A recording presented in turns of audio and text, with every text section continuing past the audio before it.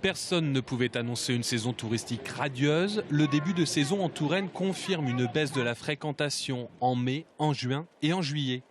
Le contexte international, les attentats qui ont eu lieu en France ont d'abord freiné la clientèle étrangère. Localement, la météo, les inondations ont fortement impacté l'activité économique et touristique de la région. En Indre-et-Loire, la ville d'Amboise en pointe en termes de tourisme avec le château, la Loire, son centre historique, sa position centrale vers d'autres sites.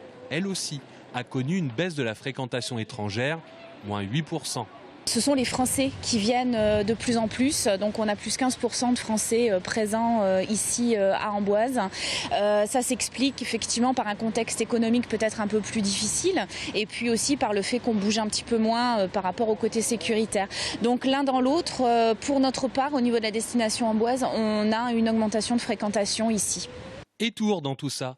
La ville s'offre à un tourisme urbain et reste un point d'ancrage pour visiter la Touraine.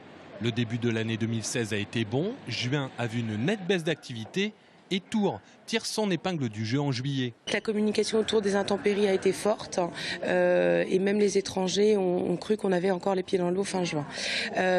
Pour ce qui est du mois de juillet, on a une belle surprise. On a une activité qui est en hausse pour les individuels avec un plus 12%, notamment une forte activité de billetterie dans les sites touristiques de la Touraine. Du côté des hôteliers, ça baisse ou ça stagne au gré des congrès de mai-juin ou des événements estivaux. Sauf que le mois d'août, très pourvoyeur en termes de clientèle étrangère, s'annonce morne et c'est un euphémisme.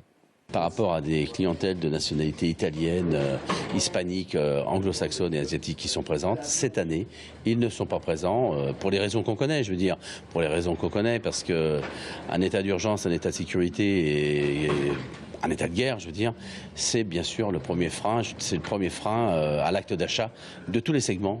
À noter que parmi la clientèle étrangère, ce qui frappe les professionnels du tourisme, c'est l'absence des Asiatiques très sensibles à la sécurité.